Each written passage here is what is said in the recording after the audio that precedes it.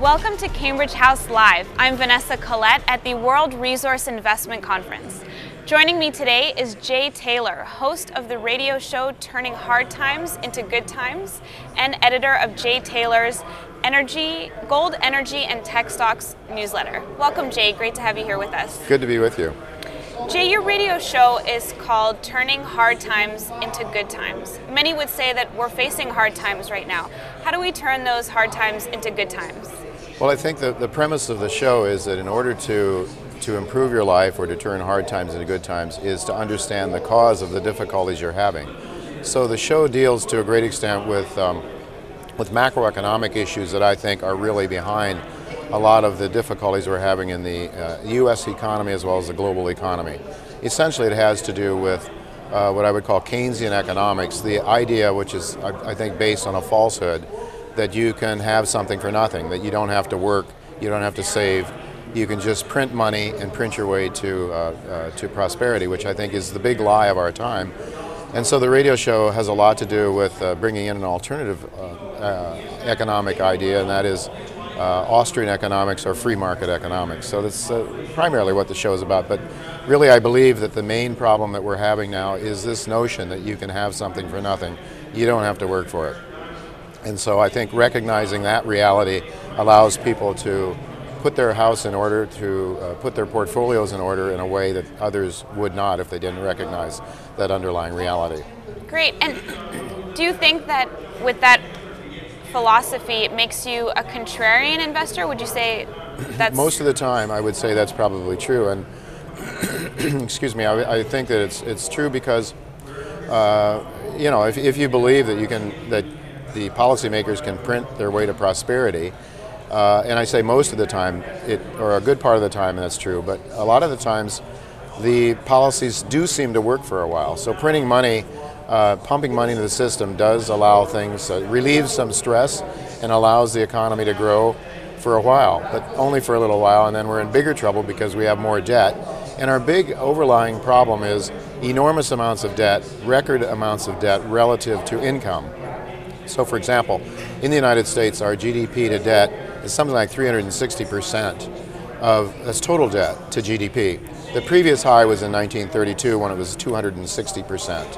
And the normal has been more like 175 to 225%. So until we get back to that level, I think there's going to be tremendous stresses on the global economy, tremendous stresses, probably in a lack of stability in the monetary system until that gets resolved. So is that sort of what happened last week with the Nikkei plunging? Is that the kind of stability? The underlying all of that instability is an excessive amount of debt that cannot be repaid. And so the system is under an enormous amount of stresses and strains. Now the policymakers are trying to fix it in part, not only by printing money, but by picking the pockets of average people that are working hard and saving. So a 1%, a 0% interest rate of Mr. Bernanke's policy, David Stockman mentioned in New York last week that that's taking something like $450 billion a year out of the pockets of average Americans and giving it to the banks and solidifying their balance sheets. So that's not helping the global economy, it's not helping the American economy, it's redistributing wealth from the people that produce it, the miners, the manufacturers, the inventors, the farmers, and sending that money and savings to the banks. So it is a destabilizing process long term. Short term, it seems to work, which is why Wall Street is all in favor of it right now. But ultimately, it's not going to work, and I think we've got bigger problems ahead of us. So how do you prepare to turn hard times into good times? Well, I think you have to buy some gold. You have to be ready for real money, and put your assets. You have to acquire assets that will retain value, no matter what the policymakers do. Speaking of quantitative easing, yeah.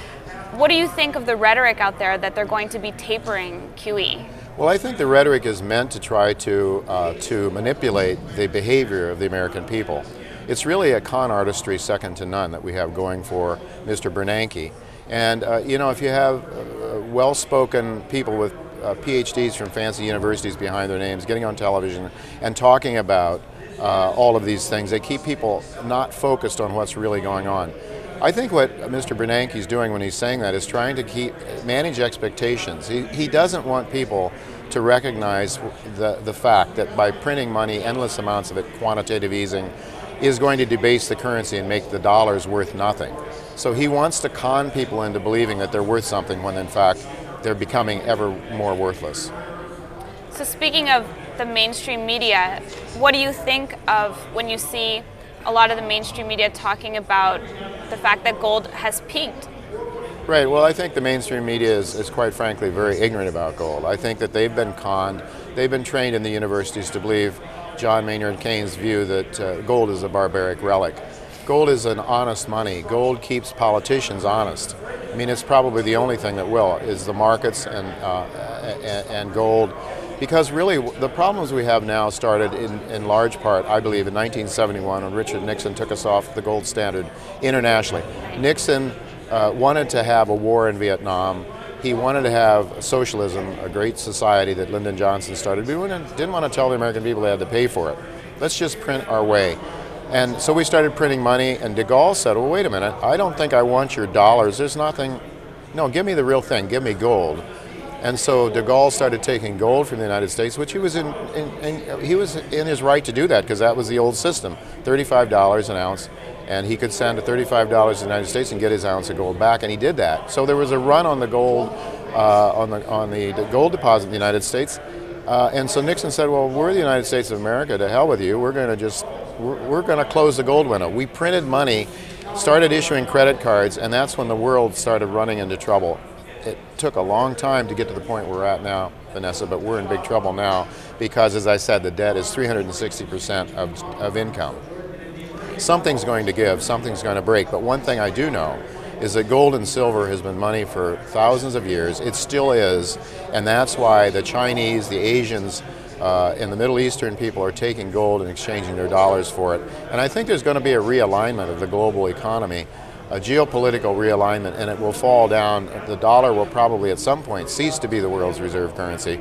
So we need to turn hard times into good times by having the value that's going to be there when the dollar is no longer conned into believing and people believing that it's worth something. So what are you doing with your investments these days? Well, at the moment now, because I think we could still see some downside in the gold price, I'm trying to keep about 30-35% of my portfolio in cash. I've got about half in gold mining shares and gold and silver mining shares. I've got some other investments as well, some income producing investments, but for the most part, I want to own gold and gold bullion, gold and silver bullion, and the shares, but keeping cash available, because I think there's some great bargains out there right now, but I think we might be a month or so away from this absolute bottom. But I think we're getting ready, Vanessa, for the last leg up in the bull market of a lifetime. I think we're in a bull market of a lifetime. I think this one will make the last one that culminated in 1980 look like child's play. I think we're going to see a multi-$1,000 gold price before this is over. And it's not that gold is worth more, it's that the paper markets are worth less.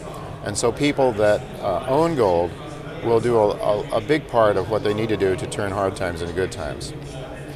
So we're at the World Resource Investment Conference. Are there any stories here that are standing out to you that are looking good? Well, frankly, I think so. It's sparsely populated this year because we're in a bear market. As a contrarian investor, I think this is probably one of the best times.